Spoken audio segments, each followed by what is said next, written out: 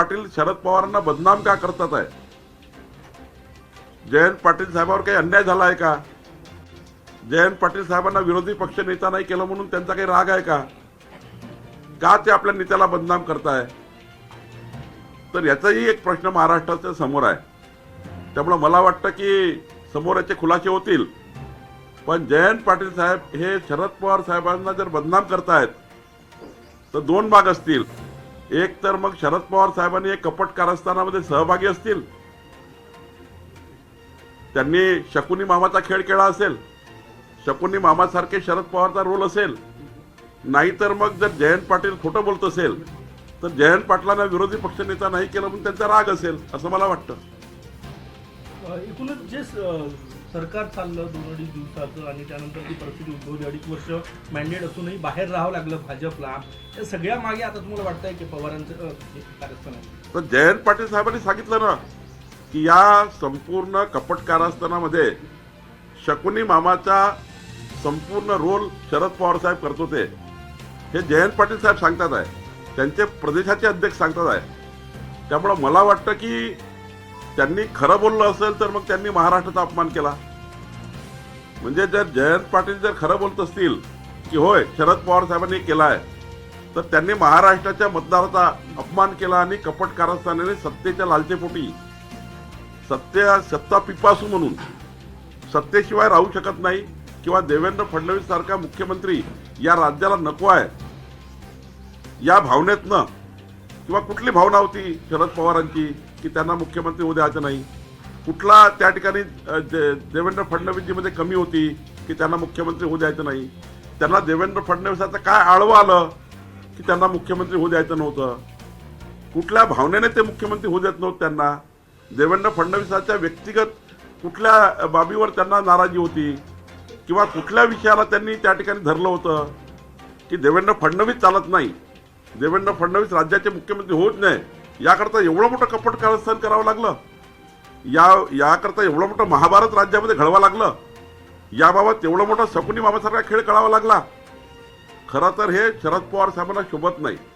शरद पवार साहेबांना आम्ही प्रगल्भ आणि आमच्या मनात त्यांच्याबद्दल फार मोठं स्थान आहे, या राज्याच्या जनतेमध्ये मनात स्थान आहे. पण एखादा सरकार करता देवेंद्र फडणवीसांना जनतेने मॅन्डेट दिल्यावर 165च्या वर आमदार त्या ठिकाणी निवडून दिल्यावर त्यांचा चेहरा मुख्यमंत्री असल्यावर एक तर मुख्यमंत्री होऊच द्यायचं नाही, याकरता आपण जर हे कारस्थान लोकांकडे जनतेच्या खून करून केला असेल, जनतेच्या मतदारांचा जनतेच्या दिल्ला मताचा खून करून केला असेल तर मला वाटतं हे वाईट आहे. शरद पवार साहेबांनी मात्र यानंतर असं राजकारण महाराष्ट्रात करू नये अशी त्यांना माझी विनंती आहे. भाजपला राष्ट्रपती राजवट उठवायची नव्हती म्हणून भाजपला राष्ट्रपती राजवट उठवायची नव्हती म्हणून ही खेळी जी आहे ती अजित पवारांच्या माध्यमातून केली असं जयंत पाटील बोलले.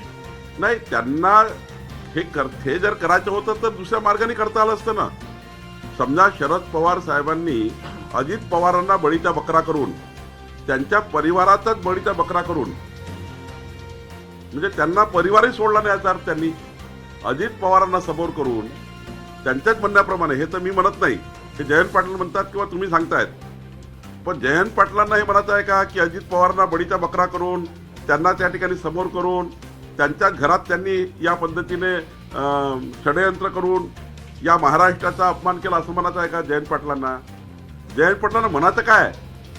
खरं तर हे मान्य करा ना मग तुम्ही की आम्हाला देवेंद्र फडणवीसांना मुख्यमंत्री होऊ द्यायचं नव्हतं, आम्हाला देवेंद्र फडणवीसाठी हे चालत नाही, आम्हाला देवेंद्र फडणवीसासाठी हे चालत नाही.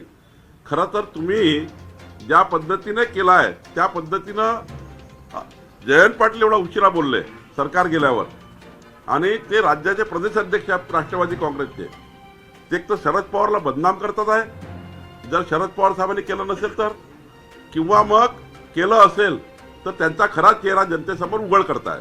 मला सांगा की शरद पवारांनी केलं असेल तर उद्धव ठाकरे इनोसंट आणि इथून पुढे त्यांच्यासोबत मग पुन्हा एकदा चर्चा तुम्हाला सुरू करता येईल का जर हे सगळे षडयंत्र? नाही, आता तर हे वाटायला लागलं आहे जयंत पाटलाच्या म्हणण्यावर की आतापर्यंत आमच्या दृष्टीने एकटे उद्धव ठाकरे या शकुनी मामाच्या आणि षडयंत्राच्या भूमिकेमध्ये होते. म्हणजे महाभारताच्या युद्धामध्ये दुर्योधनच सर्व काही होते असं आम्हाला त्या ठिकाणी पहिले पाठवत होतं या कलियुगाच्या महाभारतामध्ये. पण त्याच्यामागे शकुनी मामा सुद्धा होते असं जयंत पाटील म्हणाले. त्यामुळं मला वाटतं की हे जे जयंत पाटलांचा खुलासा आहे, हा खुलासा खरं तर शरद पवार साहेबांनी केला पाहिजे होता किंवा शरद पवार साहेबांनी सांगावं. त्यांना देवेंद्र फडणवीस का चालत नव्हते, त्यांनी मॅन्डेट का त्या ठिकाणी नाकारून असं तुकडे तुकडे गँग तयार करून सरकार बनवलं, का 2.5 वर्ष महाराष्ट्राला मागे आणलं. आणि उद्धव ठाकरेजी हे एकटेच त्या ठिकाणी आता आरोपी नाहीत लोकांच्या नजरेमध्ये, शरद पवार साहेब सुद्धा आरोपी आहेत. इंडिया टुडे आणि सी वोटरने सर्वे केला आहे का? त्यामध्ये भाजपला जर आज लोकसभा निवडणुका झाल्या तर 14 जागा दाखवतोय आपल्याला आणि शिंदे गटाला. युपीएला जे आहे ते 34 जागा दाखवत आहेत. कसं सांगताय? आम्ही सर्वेच्या आधारावर कधीच राजकारण करत नाही, आम्ही वस्तुस्थितीच्या आधारावर राजकारण करतो. यापूर्वी 2014 मध्ये 2019 मध्ये सी वोटरचे सर्वे काय काय आले होते ते सर्वे आपल्यासमोर आहे. मी दाव्याने सांगतो, उद्या जरी निवडणुका झाल्या तरी 51% मतं घेऊन भाजपा 45+ झाल्याशिवाय राहणार नाही. हा आमचा गर्व नाही आहे, हे आमचं घमंड नाही आहे. माननीय मोदीजींच्या नेतृत्वामधल्या केंद्र सरकारने 7.5 कोटी लोकांना गरीब कल्याणाच्या योजनेचा लाभ दिला आहे. खरं तर या महाराष्ट्रातल्या प्रत्येक घरापर्यंत आज गरीब कल्याणाच्या योजना पोहोचल्या. आणि दुसरीकडे जगातला भारत देश जगातला सर्वोत्तम व्हावा याकरता मोदीजींनी केलेले प्रयत्न हे घराघरात पोहोचले आहे. आजही परीक्षा पे चर्चामध्ये माननीय मोदीजींनी अनेक करोडो विद्यार्थ्यांसोबत चर्चा केली आहे. त्यामुळं मोदीजींचं नेतृत्व हे जगाला देशाला मान्य आहे. सी वोटरचा जो सर्वे आहे तो एक कालाकर्ता आहे, ठीक आहे, पण आम्ही याच्या बाहेर आहोत. आमची संघटनात्मक ताकद आम्ही उडा वाढवू, काही कमी असेल त्या पूर्ण करू, पण पुढच्या काळामध्ये आम्ही 45+ करू. प्रकाश आंबेडकर- षड्यंत्रामध्ये शरद पवार सहभागी आहे. दुसरीकडे प्रकाश आंबेडकर असं म्हणतात की शरद पवार हे भाजपसोबत आहेत. तर शरद पवार साहेब भाजपसोबत आहे असे प्रकाश आंबेडकर बोलले. आता मला हे कळत नाही, मी वारंवार सांगतो, किंचित सेना आणि वंचित सेना एक होऊन उद्धव ठाकरे यांची किंचित सेना आणि वंचित सेना एकत्र होऊन आता ही सेना एकत्र झाल्यावर महाविकास आघाडीच्या बाकी घटक दलांना मान्य नाही आहे. नाना पटोलेही बोलले की आम्हाला ते मान्य नाही आहे. तर महाविकास आघाडीचा निर्णय घेईल, त्याबद्दल मला काही बोलायचं नाही.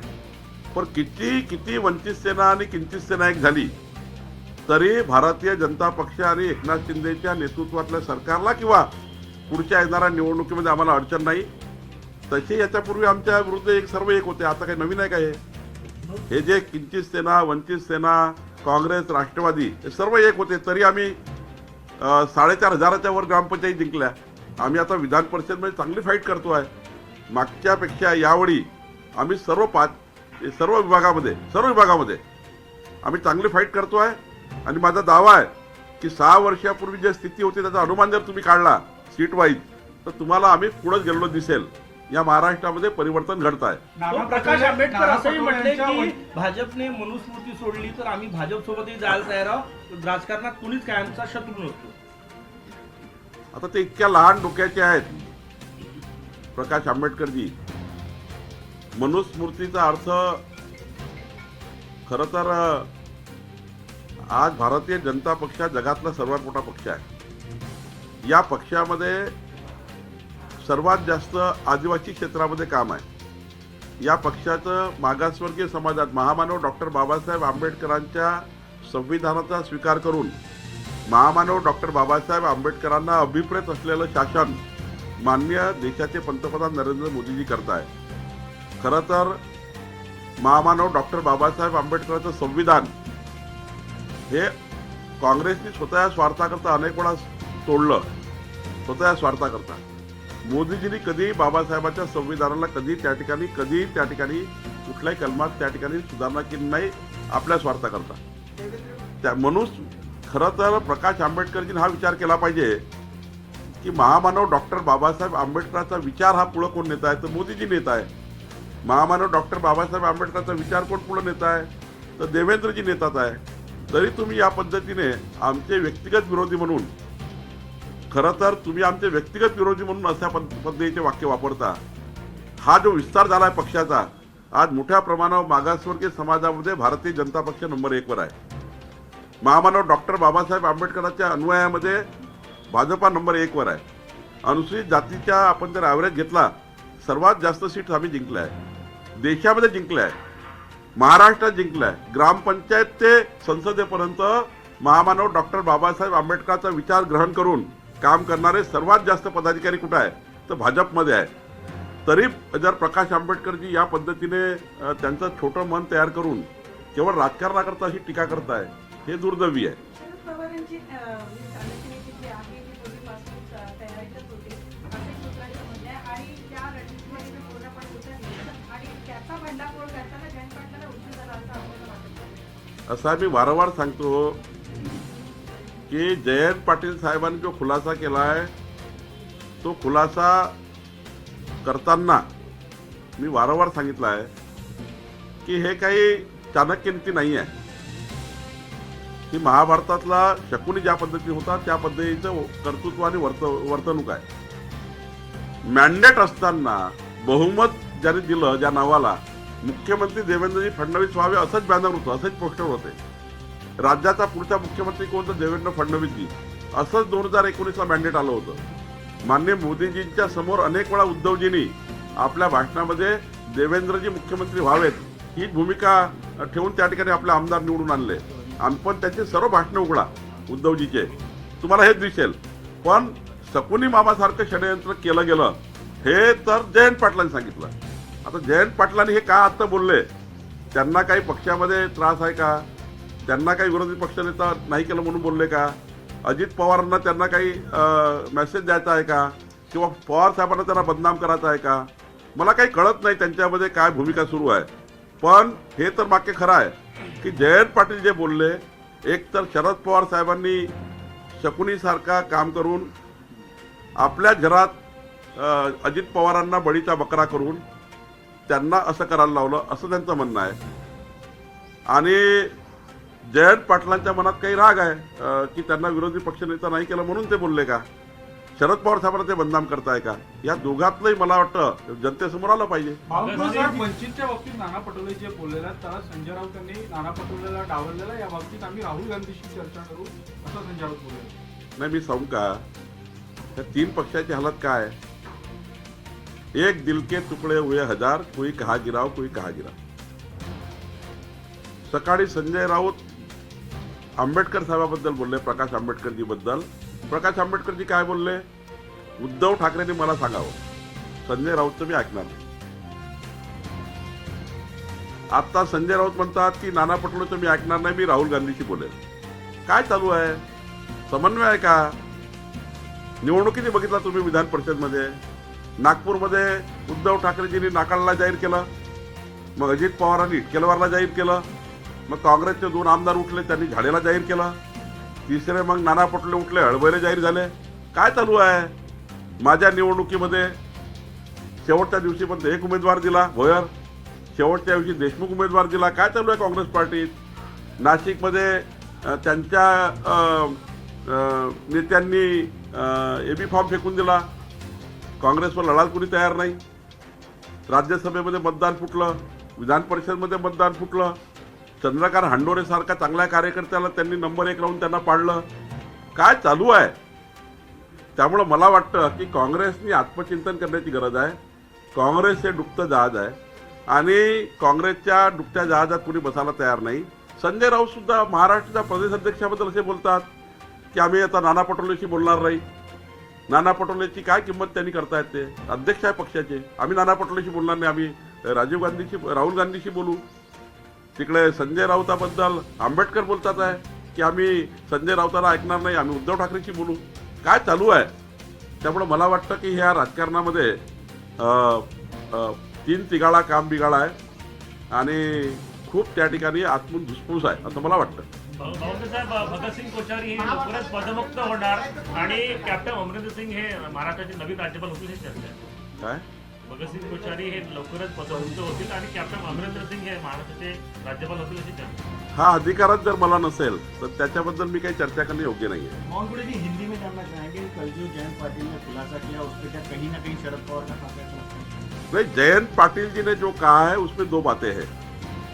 एक बात तो है कि उन्होंने जो कहा है कि ये जो महाराष्ट्र का मैंडेट है, जनता ने देवेंद्र फडणवीस को मुख्यमंत्री बनाने के लिए जो वोट दिए हैं, वो वोट्स को शरद पवार साहब ने अपमान किया और अपमान करके शरद पवार साहब शकुनी की भूमिका में थे।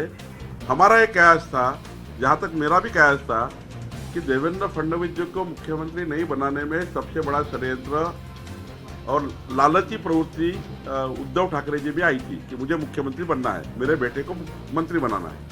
ये एक उनके मन में आया था करके ये सारा किस्सा हुआ, ऐसा मुझे लग रहा था। लेकिन जिस प्रकार से जयंत पाटिल जी कह रहे हैं, तो उद्धव ठाकरे जी को जो कमांड कर रहे थे, वो कमांड पूरी तरह से माननीय शरद पवार साहब कर रहे थे, ऐसा उनका कहना दिखता है। तो दो बातें हैं कि शरद पवार साहब से ऐसी अपेक्षा नहीं थी, कौन से कारण से वो देवेंद्र फडणवीस जी को मुख्यमंत्री नहीं बनना चाहते, कौन सा ऐसा गुण है देवेंद्र जी में जो महाराष्ट्र के मुख्यमंत्री करके वो चलते नहीं है शरद पवार जी को।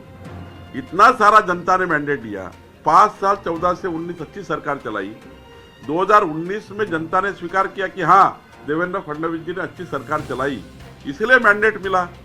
उसके बाद शरद पवार साहब में क्या ऐसा लगा कि देवेंद्र जी को मुख्यमंत्री नहीं बनने देना, इसके लिए सब कुछ करिए, सारे गेम करिए, सारी नीतियां यूज करिए, अपने घर का भी बलि का बकरा बनाइए अजीत पवार साहब को। क्यों अजीत पवार साहब को बलि का बकरा बनाया शरद पवार साहब ने? क्यों उनको ये षड्यंत्र करने के लिए भेजा? क्यों ऐसा आपत्ति आ गई थी उनके ऊपर, परिवार के ऊपर, कि उनको सरकार में जिस प्रकार से उनको ये गेम करना पड़ा? ये सारा जयंत पाटिल जी कहते हैं, मैं नहीं कहता हूँ। अगर दो बातें हैं, एक तो शरद पवार साहब है, तो शरद पवार साहब ने ऐसा नहीं करना था, और अगर नहीं है तो मुझे लगता है कि जयंत पाटिल जी के मन में क्या भावना शरद पवार साहब के खिलाफ आई है, क्यों शरद पवार साहब को बदनाम करना चाहते हैं, क्यों उनको विरोधी पक्ष नेता नहीं बनाया करके उनके मन में कुछ झगड़ा चल रहा है, अंतर्मन से कुछ उनके मन में आ रहा है। तो मुझे लगता है ये सब के कारण सामने आएंगे। लेकिन जयंत पाटिल जी के खुलासे के बाद शरद पवार जी के पूरी भूमिका पे प्रश्न चिन्ह लग जाता है, ये तो बात पक्की है। दिल्लीत बैठक सुरू आहे, काय सुरू आहे बैठकीमध्ये? पार्लमेंट बोर्डाची बैठक आहे, कारण काय वाटतं मला? दिल्लीच्या पार्लमेंटरी बोर्डाच्या बैठकी वारंवार होत असतात, त्याला काही मला वाटतं ज्या निवडणुका लागलेल्या आहेत त्या निवडणुकीचे काही भूमिका असतील। महाराष्ट्रात हे प्रश्न राज्यपाल मंत्रिमंडळ विस्तार या संदर्भात नाही, त्याच्याबद्दल मला काही माहिती नाही आहे, त्याच्यामुळे त्या विषयावर मी बोलू शकत नाही। मंत्रिमंडळ विस्तारासंदर्भात हालचाली देखील सुरू आहेत। नाही, मी एकनाथ शिंदे देवेंद्रजीशी आपण हा प्रश्न विचारा। Thank you sir. सचिन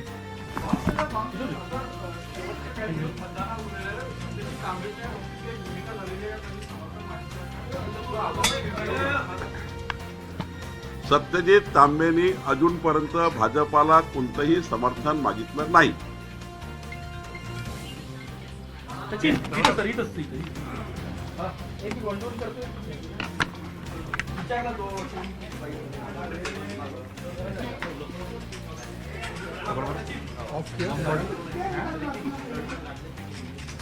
करना है क्या? प्ले करूँ क्या फिर से? हाँ?